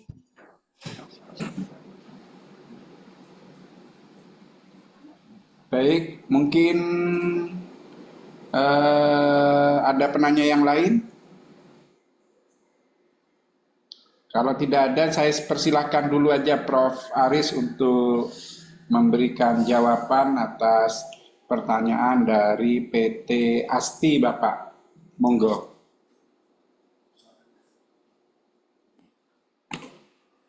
Baik. Pertama saya sampaikan terima kasih dan apresiasi pada PT ASTI yang sudah memberikan pertanyaan sedemikian rupa, pertanyaannya cukup kontekstual. Saya menyadari di slide akhir saya tidak bicara lebih detail. Pertama, saya jawab to the point. Pak Aris, di slide terakhir itu ada advokat tertanam, lawyer tertanam, dan kemampuan finansial. Artinya begini, Mbak, saya panggil Mbak Asti aja deh sesuai dengan perusahaannya.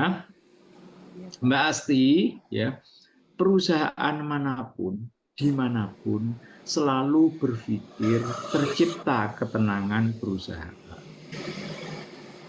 Hubungan kerja dimanapun, Mbak Asti, di seantero bumi ini, yang namanya pekerja atau buruh dengan pengusaha selalu berseberangan kepentingan. Pekerja atau buruh ingin mengeluarkan tenaganya sekecil-kecilnya guna mendapatkan pendapatan income sebesar-besarnya. Sebaliknya begitu, pengusaha ingin mengeksplorasi tenaga dari buruh atau pekerjanya sebanyak-banyaknya dengan memberikan kompensasi upah sekecil-kecilnya, dimanapun itu terjadi. Dengan kata lain, di perusahaan manapun tidak ada problem sekalipun aman damai, yang namanya pekerja dan pengusaha itu selalu menyimpan bibit-bibit konflik. Dan bibit konflik, namanya bibit, sewaktu-waktu ini meledak. Guna menciptakan ketenangan dan antisipasi akan hal itu, sehingga ada perselisihan apapun tidak mengganggu konsentrasi operasional perusahaan, maka ya, menjadi lebih baik manakala, menjadi lebih baik, tidak harus, menjadi lebih baik manakala ada advokat atau lawyer tertanam. Sehingga jika ada perselisihan apapun, ada problem apapun, lawyer itu yang melakukan, mewakili perusahaan untuk satu, berkomunikasi dengan pekerja yang bermasalah. Dua, mewakili perusahaan untuk mediasi di Disnaker. Tiga, mewakili perusahaan ya di pengadilan dalam rangka penyelesaian secara litigasi dan sebagainya. Untuk semua itu kan tidak gratis, Mbak Asti. Ya. Lawyer dimanapun, karena itu tugas pekerjaan profesinya. Pada saat kita membutuhkan jasa atau tenaganya, apakah dia kontinu ataukah insidental, tentu ada kompensasi ya, berupa uang kepada lawyer dimaksud. Saya katakan tidak harus tergantung dari kemampuan perusahaan manakala ada pos finansial untuk melakukan itu. Pak Aris, saya kira tidak perlu Pak Aris, perusahaan saya itu HRD-nya, saya sendiri dan tim, teman-teman staff itu juga orang hukum juga. Dan sampai detik ini saya tidak butuh lawyer karena bisa komunikasi terus dengan Pak Aris, dengan konsultasi dengan Pak Aris, dengan Disnaker, dengan Pak Imam, sehingga saya tidak ngambil keputusan dan tidak perlu ngambil lawyer atau advokat. Boleh saja. Ya.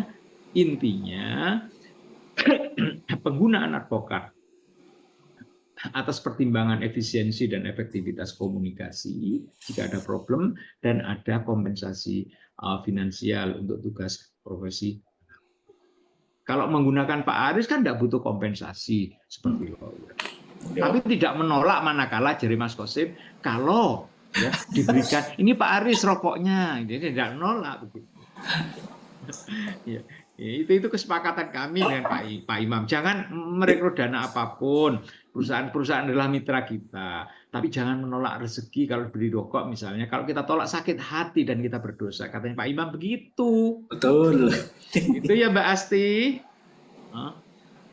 Iya Pak. Terus satu lagi Mbak Asti. Mbak Asti tadi itu nanya, Pak, item 1 pendekatan kultural itu bagaimana? Oh, itu ranahnya Pak Imam. Ya, ajak nanti. Ya. Ranahnya Pak Imam. Jadi ranah pendekatan kultural itu menyelesaikan perselisihan di perusahaan tidak dengan menggunakan materi hukum, tapi dengan pendekatan-pendekatan keseharian. Ada pendekatan psikologis, ada pendekatan komunikasi dan sebagainya. Itu ranahnya Pak Imam. dia sangat berpengalaman mengelola perusahaan bertahun-tahun. Soal pengalaman di bidang itu Pak Imam lebih memiliki nilai lebih. Karena itu saya berikan kepada ahlinya untuk menjawab, Mbak Asti. Gitu ya Mbak Asti? Ya Pak, terima Oke. kasih jawabannya Ya, Pak. saya yakin Mbak Asti tidak puas dengan jawaban saya. Tapi karena saya kan bukan alat pemuas toh. Oke, thank Iya. you Mbak Asti. Thank Terima you kasih, ya. Pak. Terima Oke, kasih. saya kembalikan kepada Mas Hosim. Ya, matur nuwun, Prof. Ternyata meski tak pikir jenengan selalu tegang, ternyata humoris. Baik, memang kalau di pendekatannya penyelesaian masalah hubungan industrial itu kan yang dikedepankan adalah penyelesaian non litigasi atau dengan pendekatan kultural tadi yang disampaikan oleh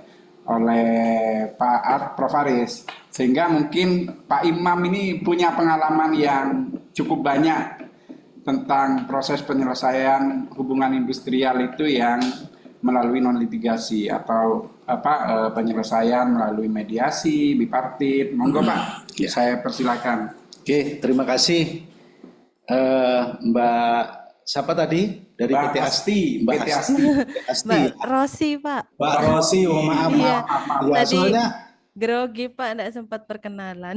iya, soalnya saya ngikut Prof Aris, katanya Mbak Asti, ya Mbak Rosi, mohon maaf, itu hal yang wajar ya. Makanya kan kadang-kadang kita ini berjalan melihat siapa itu penasaran, tapi kalau sudah kenal kan akrab seperti enak, gitu loh Mbak Rosi ya. Baik Mbak Rosi yang dikatakan tadi, bagaimana dengan pendekatan kultural? Mbak Rosi itu kerjanya di mana Mbak? Di daerah mana Mbak kantornya? Saya di daerah Rowo Indah Ajung Pak. Rowo Indo Ajung, oke. Ini PT Asti biasanya dikenal jagung Sulawesi. Oh, jagung Sulawesi. Oke, jagung Sulawesi. Asal usul dari tanaman ya, Ya. produksi jagung. Betul. Jadi begini Mbak Rosi itu, mudah-mudahan tidak ada apa-apa ya di perusahaan ya. Andai kata terjadi, bagaimana kultur di perusahaan atau lingkungan yang ada di Rohinda Mbak? Ya, seperti apa? Kita harus mendekatkan dengan cara kearifan lokal, ya toh?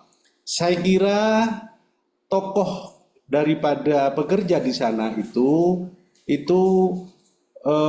masih mempergunakan pokoknya. Artinya begini, pokok aturannya seperti ini harus dilakukan, harus dikerjakan dan harus dibayar oleh perusahaan kepada karyawan. Seperti itu Mbak ya.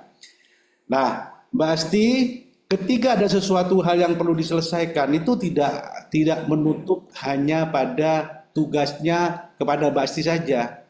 Di situ ada para kiai Mbak di lingkungan sana. Kalau sekiranya mau mempergunakan itu lebih baik, yaitu satu, kalau sampai nanti terjadi luas permasalahannya itu mungkin bisa bantuan daripada struktural. Itu ada kepala desa, ada camat, ada polsek, ada koramil, bisa melalui, dan itu kewajiban bagi mereka kepada perusahaan itu, karena perusahaan Mbak Asti sudah sedikit menyumbangkan daripada pendapatan perekonomian di lingkungan itu berkewajiban Mbak, enggak masalah itu loh. Jadi Bapak mohon maaf Mbak Asti jangan menonjolkan hukumnya dulu, tapi kekeluargaannya dulu Mbak, ya toh, kekeluargaannya di mana pekerja itu kita harus ambil hatinya, dijak ngopi kayak, ya toh. Solusinya tuh banyak, diajak ngopi atau sekali-sekali ada catering, ada pertemuan dengan keluarganya diajak. Perusahaan penting tuh mengadakan seperti itu, refresh supaya rasa kekeluargaan itu tercipta di perusahaan itu. Ya, rasa kekeluargaan tercipta, maka kalau sudah itu tercipta rasa kekeluarganya, terus sama-sama memiliki, kayaknya perusahaan ini punya saya katanya pekerja itu, sehingga mau memberikan suatu permasalahan yang sangat tidak bisa ada solusinya itu enggan mereka itu Mbak, gitu. Jadi harus pendekatan kekeluargaan. Bagaimana struktur yang ada, budaya yang ada di Rowo Indah itu seperti apa? Itu bisa kelihatan kok. Ya, memang kalau textbook aturan seperti kamu harus ini, tidak masuk sehari langsung dipecat, ya tidak seperti itu, ya toh? Tidak. Jadi kita harus memberikan solusi yang paling baik, yang dingin gitu, sehingga bisa diterima dengan ikhlas. Bahkan mungkin kalau para pekerja itu merasa mempunyai perusahaan itu, Mbak, sudah tidak usah tameng, tidak usah legal lagi, seperti Mas Haris katakan. Jadi tidak usah bayar pengacara lagi kan gitu kan, untuk legal kan. Tapi kalau sudah bisa duduk bersama satu meja gitu, konsep kita dipakai, insya Allah kondisi harmonis terjadi di perusahaannya Mbak Asti itu. Saya kira gitu Mbak. Jadi kearifan lokal selalu dipakai ya Mbak ya.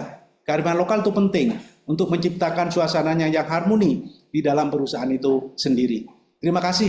Saya kira begitu Mbak. Iya, Pak. Terima kasih. Terima kasih, terima kasih. Matur nuwun Pak Imam, Mbak Asti, Mbak Rosi, mohon maaf atas pertanyaannya. Ini kebetulan sudah jam 11 juga, terus kemudian di chat room juga saya lihat belum ada pertanyaan. Saya cukupkan mungkin ke pertemuan pada hari ini, terus kemudian mungkin nanti kita sebagaimana tadi disampaikan oleh Pak Kadis akan diadakan kegiatan semacam ini, apakah itu tetap online terus kemudian atau offline, sehingga ini tentu dalam rangka untuk membangun hubungan kerja yang harmonis, membangun hubungan di lembaga tripartit dalam hal ini pemerintah, terus kemudian pihak perusahaan dan pihak pekerja bisa menjadi lebih harmonis lagi. Mungkin itu yang bisa saya sampaikan. Bapak Ibu minta tolong jangan lupa absen ya Bapak Ibu. Terus kemudian materi nanti saya share di grup WA.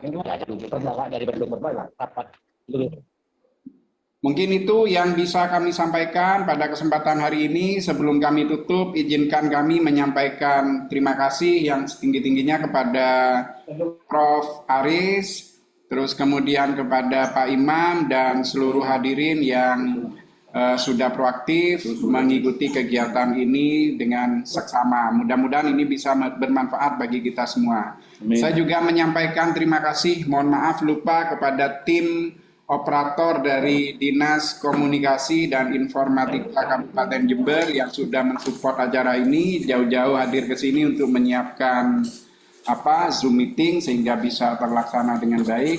Terima kasih Mas, sampaikan salam hormat kami kepada Pak Kadis Kominfo, matur nuwun. Mungkin itu yang bisa kami sampaikan. Mari kita tutup pertemuan pagi hari ini dengan bacaan hamdalah bersama. Alhamdulillahirabbil alamin. Kurang lebihnya mohon maaf. Wabillahi taufik wal hidayah. Wassalamualaikum warahmatullahi wabarakatuh. Waalaikumsalam. Assalamualaikum warahmatullahi wabarakatuh.